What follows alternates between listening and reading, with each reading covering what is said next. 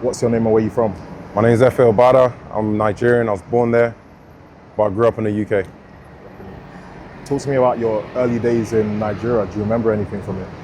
I don't really remember anything.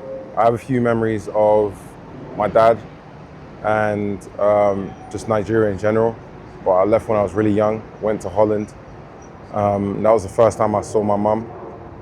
Stayed with her for a few years, and I can't remember what events led to it, but I was then trafficked from Holland to the UK at the age of 10. I was left homeless in Hackney, myself and my sister, and then we went into foster care. I bounced around from home to home until I aged out, went into shared accommodation, and then, yeah, and then that was it really. Talk to me about that period from Holland to the UK. What do you remember from it? Do you actually acknowledge and know what was happening?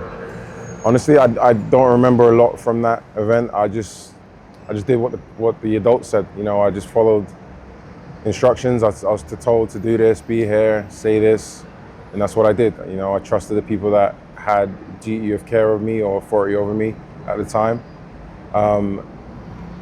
But it wasn't until I came to the UK, and I remember it was dark, it was cold, and we was out on the streets that I woke up, and I think that was probably my first real memory of life, really, because I remember my sisters crying. I remember I had my suitcase, and there was nobody else around us. So that was like that was when I really woke up to reality. When you finally wake up, how do you feel? I was scared. When I woke up, I was scared. I was afraid. I was cold. I was a child myself, but at the same time, I went into survival mode, and I realized that okay, like I need to try find a way to get a hold of my mom and let her know what's happened. I need to find shelter and safety for myself and my sister. And I need to console her and make sure that she's okay and safe. So those are like my three things that that was my priority at the time. I found shelter in a building where a security guard let us use his phone. Got in contact with my mum because I had a piece of paper, her number, told her what happened, and eventually we ended up in foster care. Where were you staying in between, like being homeless, finding a roof over your head? Like, what was the situation around that? We just stayed in one of the buildings. So like there was loads of different high rises or apartment buildings in Hackney, and one of them was being like they had a security guard, I guess, and he just let us stay there. Yeah. When you actually come to the realization that you were trafficked, what does that do to you mentally? I think there's different levels and different layers of being trafficked, but I don't know. Like I don't think it does anything to me. Like I was transported from one place to another, and like I said, I had no autonomy over what happened to me or who I was with or what was going on. I just had to listen to the adults and follow their instructions, But the word traffic does carry a lot of weight, and there's lots of layers to it. I'm grateful that it wasn't as dire as it could have been, in terms of that transition and where I ended up. But it's just it is what it is. I mean, obviously your parents are in another country. What did care look like for you? Like, who was looking after you? Who was even like having the idea to look after you? So we were just staying with different foster parents. Some of them had kids, some of them didn't have kids, and those were our adults, those were our carers, those were our guardians at the time. What was that like? Honestly, I don't think I've had one good experience or had one foster parents that I would say really cared, I guess. some of them treated us as domestic slaves. Some of them were very abusive. Some of them were controlling. Some of them were. It just wasn't a good environment for me. I didn't feel safe at home. I didn't feel loved. I didn't feel like that was my space to grow, to learn, to develop, to be a child. I just felt like I was sitting in a stranger's house. There was no connection. There was no mean to have an emotional or connection. It was just, for me, it was like a paycheck to them, and even then, they didn't do the job properly. So I found safety and belonging outside the home. How did it make you feel, feeling like nobody cared? I don't know. It made me feel worthless. It made me feel disposable. It made me feel alone.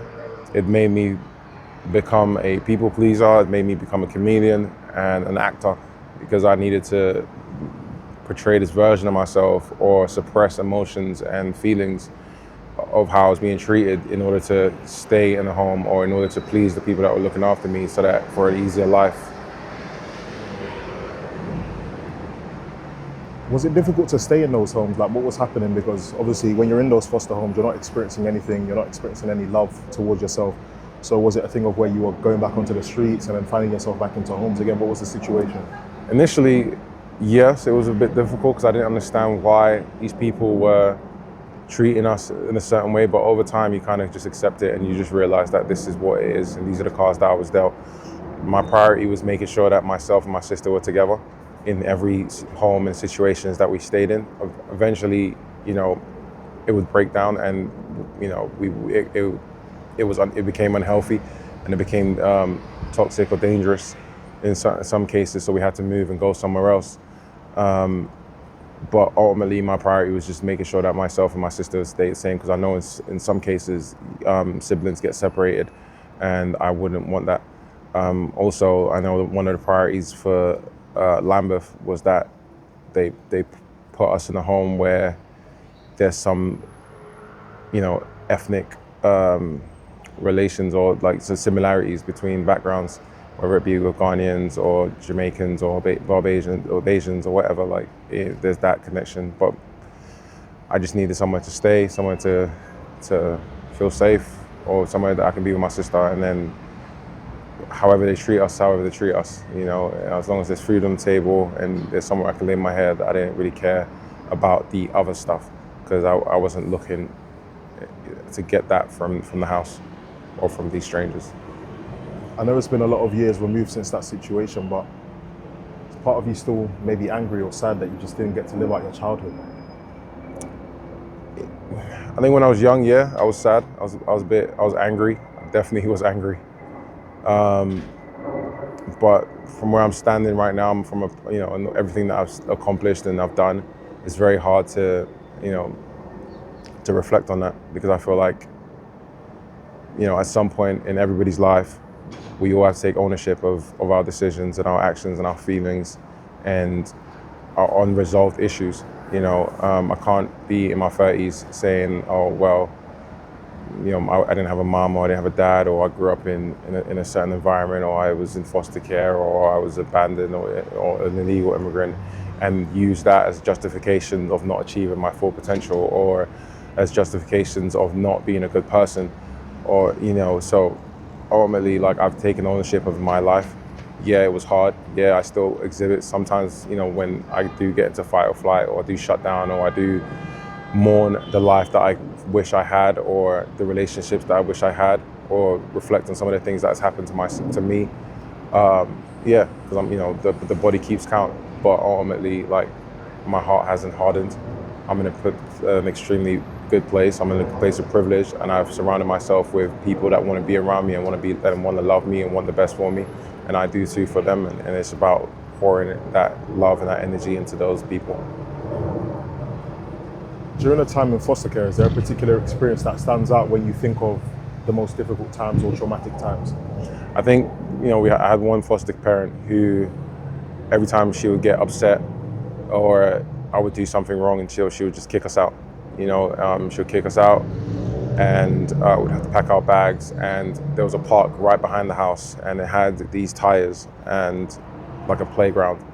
and we would just go there and with our suitcase, crying, tears, in the dark, in the cold, and just stay there. Sometimes we'll stay there for hours, you know, or well into the night in the morning, and then she would send one of her kids to come and find us and get us. I made sure it was a point I'd just go to the same place every time, because it just didn't happen just once, it happened multiple times. So that they knew where we was, you know, where they could find us when she does calm down and she had time to kind of get us back in the house. I'll console my sister when she's crying, but yeah, I think it's just that constant rejection and get out, come back, you know, and you know, yeah, that was just one little thing, but yeah. Just listening to your story, you obviously spoke about a lot of emotions that you felt during that period. Any of them still live with you today? I don't think they live with me. I remember them, you know, and sometimes I think about them, but I don't. Like I said, I don't carry them. Then I'm so far removed from who I was. I'm so far removed from that little boy that had no options, you know, that had no ability to control his life. Like I'm in full control of myself. I'm in full control of my life. You know, I say and do what I want, and you know, pour in and love who I want to be and be around who I want to be. Set good boundaries. So like, no, they don't really stay with me, but you know, like I said, the body keeps count. Yeah. What are those boundaries that you put in place? I just, you know, I'm having been around so many people and lived in so many different homes. I'm a very good judge of characters and energies, and I take good stock of my personal emotions. Like if I'm around someone and how they make me feel, or how they are to other people, or how they are around me, if it doesn't vibe with me, or if their morals or values don't align with who I am and what I want to be, like I don't feel like I have to put on a mask or entertain that, like just to be around them. I'll just take myself out of it. You know, I'm not a people pleaser anymore. Like you know, I don't need to entertain anyone. Like my core circle and my family, as long as they're happy with me and they love me, everything else and everybody else is secondary. Not in the sense that I'm gonna treat them bad or be negative. Because I do pour into a lot of people, but I'm just saying this. I don't need to accept negativity. You know, I don't need to accept their insecurities or their limitations or whatever they're trying to impose on my life. You know, nobody has that control over me anymore. What was the turning point for you? When did you realize that, you know what, the experiences that I've been going through, this is not the life I want to live anymore? I've always known that. You know, like I'm Nigerian. Like we're born with I don't even know how, but we're just very ambitious people, you know, and hardworking. We want the best for ourselves and our families and our loved ones. So I've always had that.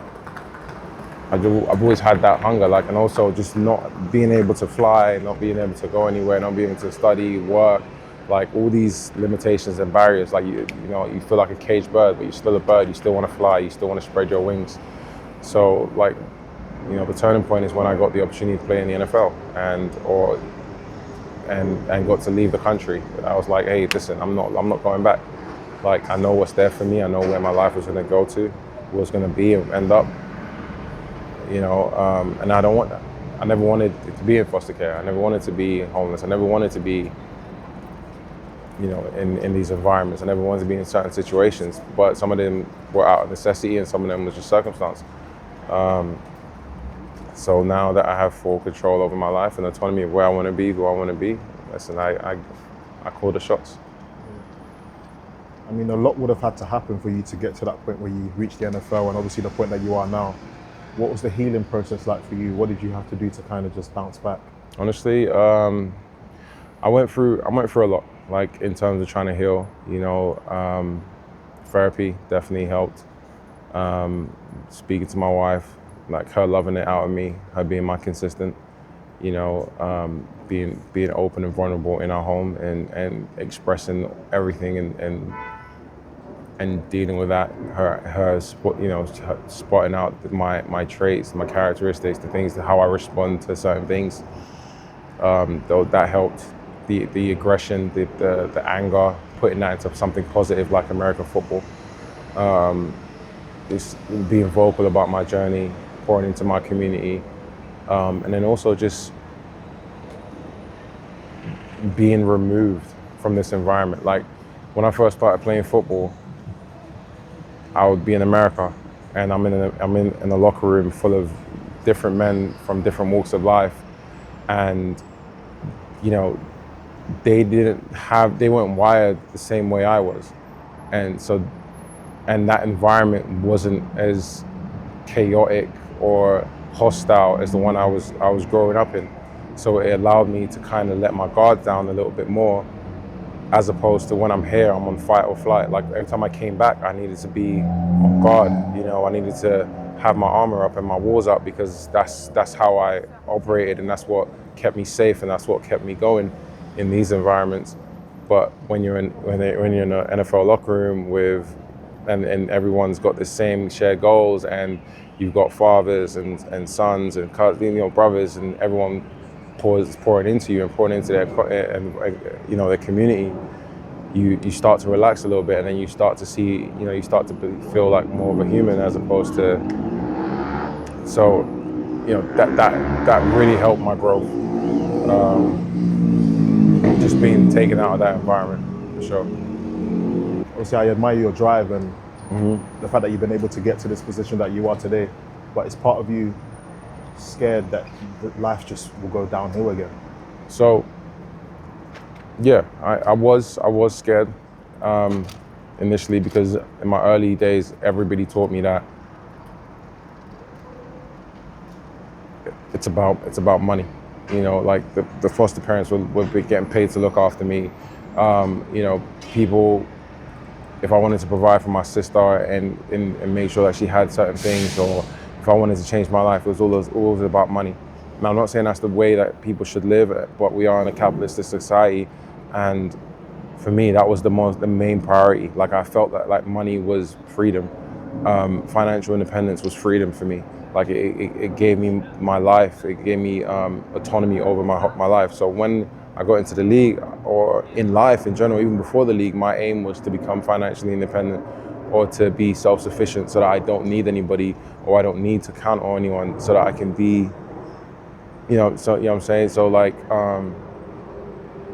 so I've been very, very smart with my finances and my funds. So now that I don't financially need anyone or any organization or any,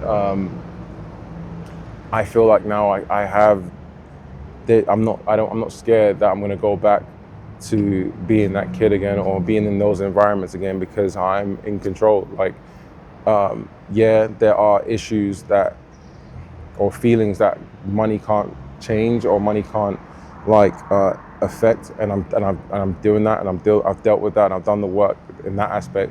But as if people do a lot of crazy things for money, what I'm trying to say, like, but no, I don't even know what I'm trying to say, but I know what I mean. I know what I mean. I think the financial security has helped me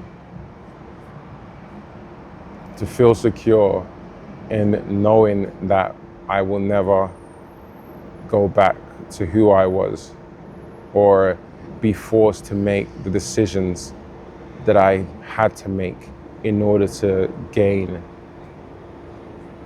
money, right? Do you ever feel like at times, or has anybody brought it to your attention, that you're taking too much control? I don't think you can take too much control of your life.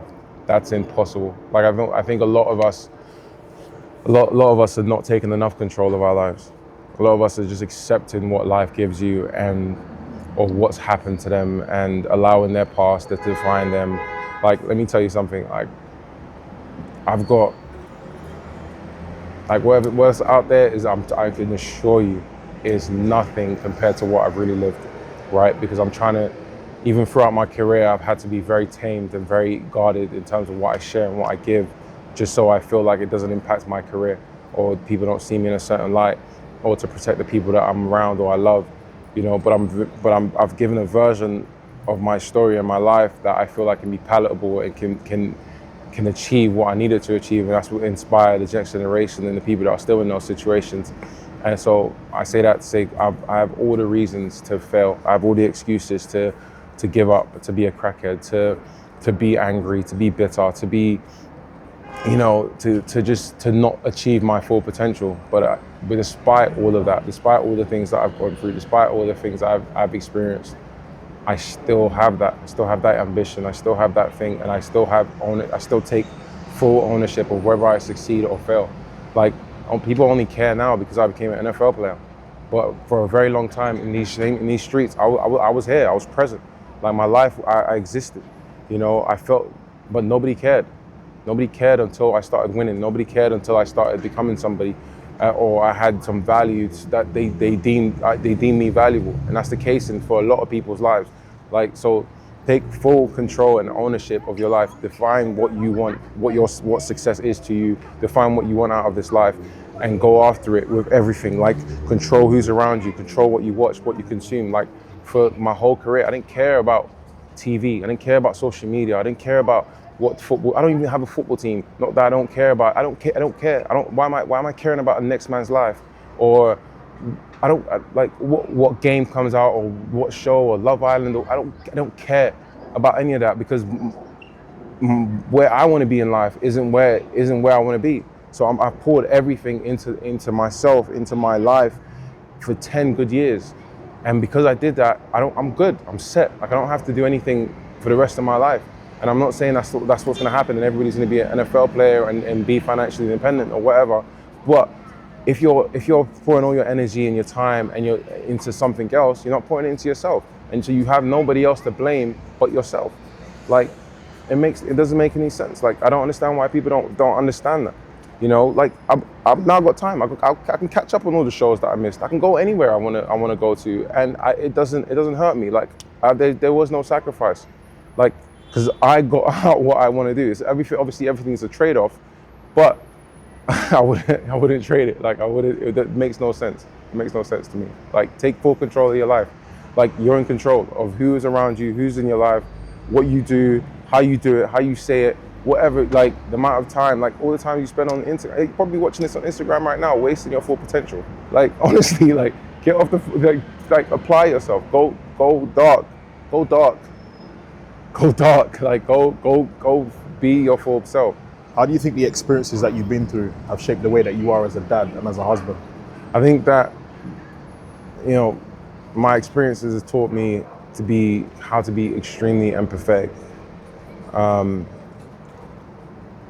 To so many different emotions and feelings, and understand that what the human experience is, you know, like, we're all just put here, and none of us are given the roadmaps, and yeah, for some of us we have parents and people that guide us and pour into us, but for a lot of us we don't, and there's so many other influences and stuff. So I'm as a husband and as a father, like, it's just, you know, I'm extremely patient, extremely empathetic. I'm present. Like, being present, being available, pouring into my family is the most important thing. You know, that time, like, I would have traded all of it for the time, for being, you know, just showing up in all capacity for them. Being their biggest fan, like, loving it out of them, like, always wanting the best for them, even if they don't see it, you know. But I think the main thing is just being present. Like, you have to be present. Like, that's worth more, like, than anything you can buy them. You think there's an extra drive to do that because there wasn't anyone present for you? Absolutely. And it's also how you're present.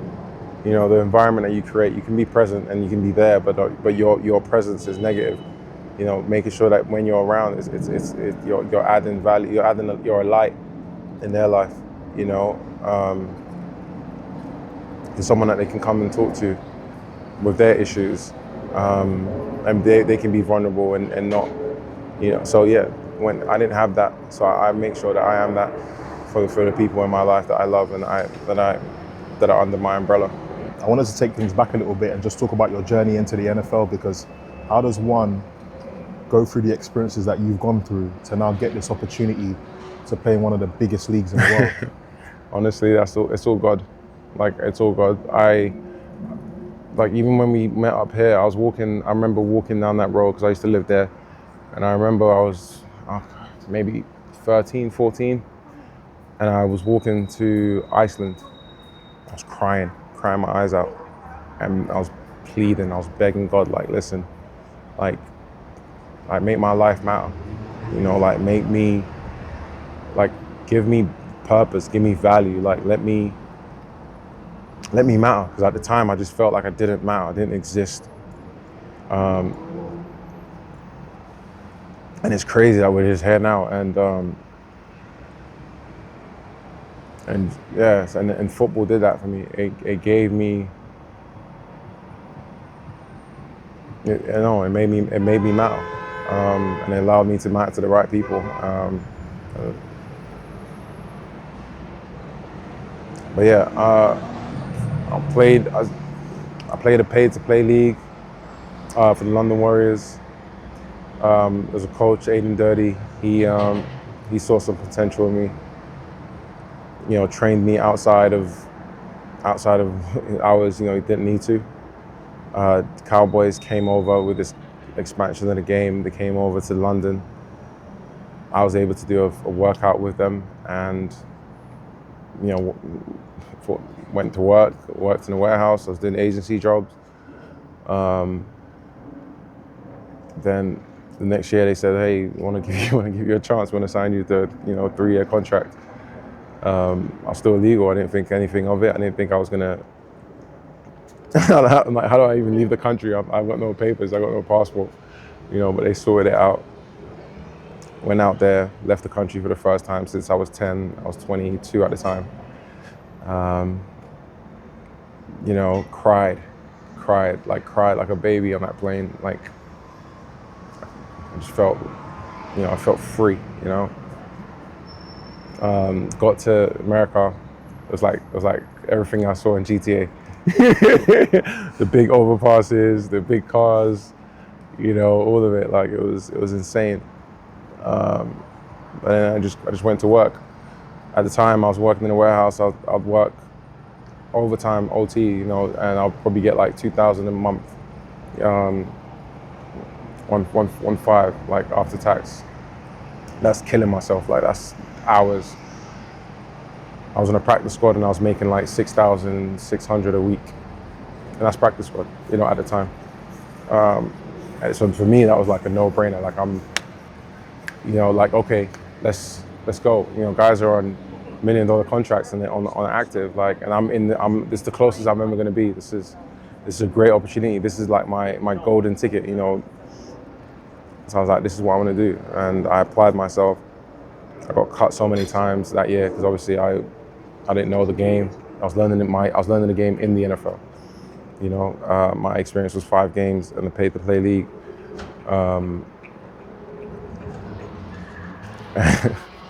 So yeah, but once I made my mind up, that was, you know, no matter how many no's, I just knew that one day, like, it's going to be a yes. Like, I got released the following year. I got cut. I was like, I'm going to go to Canada. I'm going to develop, because Cameron Wake did it. He was one of the players that I looked up to. You know, I'm going to come back,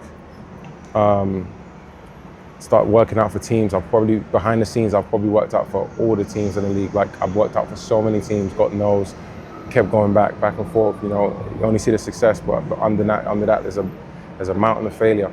There's a mountain of no's, you know. And then the International Pathway Program came in, you know, which allows you to be on a team and not take a roster spot. It allows you to develop. I was like, this is my shot. Worked hard for that spot. Got put into Carolina Panthers. That 1 year that I was there, I was like, listen, I can't get cut and I can't get released. So that means I'm going to get a steady check. I can be sending home, sending to my family, making sure everybody's okay, saving. But on the flip side, like, it's going to give me the platform to, like, develop. I can assure you, nobody outworked me. Even though I wasn't on the field and I wasn't contributing in that way, nobody outworked me. I was the first one in that building. I was the last one to leave. Like I said, I sacrificed everything. Like I got rid of all distractions. I didn't care about the world anymore. I didn't care about what was going on. I just knew that I needed to pour into me and pour into my development so that I can, set my family up. And that's what I did. The next year I made the active roster, one of the first IPP programs, IPP players to make that active. Never looked back. I just kept going, and carved out a 10-year career. And now, now I'm on the other side, and I'm about to announce my retirement, about to start a foundation that's going to be supporting kids in foster care because I lived it. I know the isolation, I know the barriers, I know the lack of not feeling like you matter or you exist, and I want to be able to, and I slipped through all the cracks. Like I'm under the government as a minor, but I'm undocumented. It's only until I got to college and I'm doing my UCAS that they're like, oh, what's your status? And I'm like, what is my status? So like, there's so many things that I fell through, and I feel like there's still a lot of the system, unfortunately, isn't the best. And I want to be able to support that with my means, with my resources, with my lived experience. I want to be able to support, even if I change one kid's life, that's enough for me. Because I know that how this one kid, how my life how it's been changed, has impacted everyone around me, and how I've been able to impact and change my community and my friends and my family. So if I can change one kid's life, I know the impact and the knock-on effect that's going to have. Yeah. Talk to me a little bit more about the foundation. Why did you think it was important for you to take on that? So it's always been in my heart to give back. I feel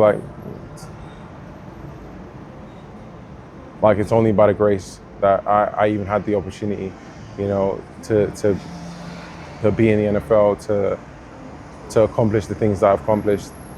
And I don't know. I feel like I want to do that. Like I didn't grow up an NFL player. I'm just a guy that got to play in the NFL.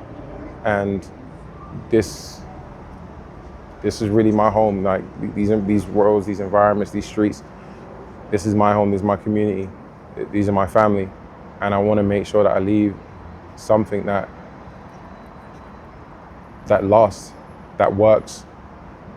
And there's so many different charities that do so many good things, but this is the only thing that speaks to me. That time in foster care really shaped me as a person, with imposter syndrome, low self-esteem, abandonment issues, all these different things that I got and I had to unlearn from my lived experience. I know that some of these kids are probably going through that, and they need help. And especially in this climate right now, they need some guidance. They need a voice. They need a third space. They need a system that's not going to let them down. They need something that's going to help them. And I want to help. I want to create that, and I want to support them. So we're going to use sports and tailored support services to educate them, to mentor them, to meet them where they are and figure out what their needs are, and work with government. And hopefully in time, obviously now I'm focused on the human element, but in time I want to impact legislations. I want to bring a lot of attention and light and funding and real change into this sector, because I'm a success story, right? And I became an NFL player, but there's so many of my friends that didn't. Drug addicts, prison, dead, and I'm the minority. Like I'm the anomaly, and I don't want that to be the case. I'm not saying be an NFL player. I'm saying achieve your full potential. I'm saying don't let your past define your future. I'm saying you matter. I'm saying your life, you exist. I'm saying there's resources. I'm saying that you can dream. I'm saying, there's a way out of this. That's what I'm that's what I want to say, and that's my promise, that's my mission, that's my focus to these kids. Standing here in Stockwell today, knowing what you felt like growing up around here, to what you've gone on to achieve and what you're dreaming of doing as well, How does it honestly make you feel, man? Honestly, I like even before we met up, I just started walking around, you know, and I could see my footprints everywhere. Like I went to school here, like I went to Stockwell Park or Platinum College right now. Down the road is Allen Edwards. That was my primary school. You know, I used to chill here. There used to be a Jack supermarket here. Now it's a Pret. There used to be a NatWest here. There was a Barber's. My Barber's is literally down the road over there. You know, YMCA over there. Like, you know, I used to stay there sometimes. You know, Lansdowne Youth Club. I went there a lot. You know, that was somewhere that I felt I was safe. You know, all my friends all around here. Like, I don't know if they still live here or still live there, but you know, I know these streets. Like, I've lived with so many different people all across Lambeth, Brixton, Streatham, Mitcham, Kenneton, Dorset. Like I've lived everywhere. So I see my footprints everywhere. You know, I see the experiences everywhere. I see Tastemore and back then when chips was £1, you know, and there was rumors that they were selling pigeons. But you know, but it's nice that now that, and as I was walking through, I realized that how small everything is now. Like the railings for me when I was walking, it was like this big thing. Now I'm towering over it, and I think that's just real symbolic of like, you know, you're never not gonna hear that. You know what I'm saying? That's always gonna be around.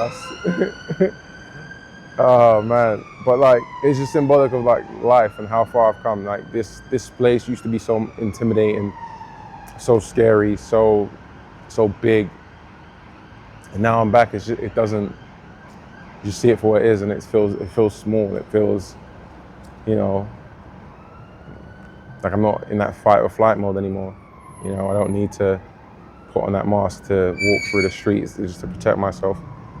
You know, I don't have to look over my shoulder and be wary of who or what and why, you know, and it's nice. Are you proud of yourself? I'm very proud of myself. I'm extremely proud of myself. Like I think I don't, you know, one comparison is a thief of joy, but I am extremely proud of myself. Like I'm supposed to be dead or in prison, and I'm not. You know, I didn't think I would see 30 or 25, and I did. You know, I never thought I'd travel the world, and I have. I met the king.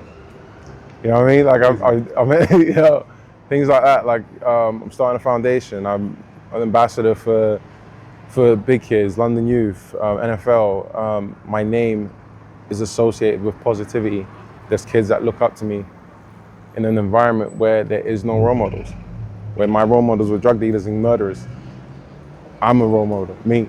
You know what I'm saying? Like kids telling me that they want to be like me, or I've got people that wear my surname on the back of their shirts in a country that wanted to deport me 3 times. You know what I'm trying to say? So there's all these. I'm very proud of myself. I'm very, very proud of myself. You're an inspiration, bro. Thank you so much for talking to us, man. Absolute pleasure. Absolute pleasure.